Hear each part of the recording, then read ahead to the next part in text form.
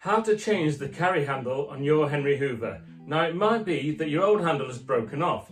Then you don't need to worry about how to take this one off. It might be that yours has just chipped.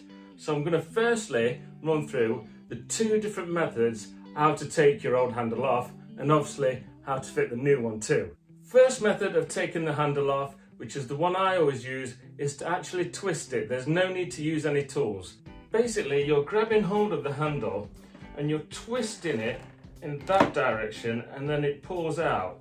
And then likewise on the other side, if you twist it in that direction again, it just comes out nice and easy.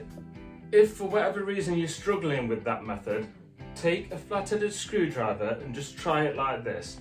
We're going to lift the handle slightly, put it down the side, and then go towards the corner, and then ease it up, and the handle will just pop out.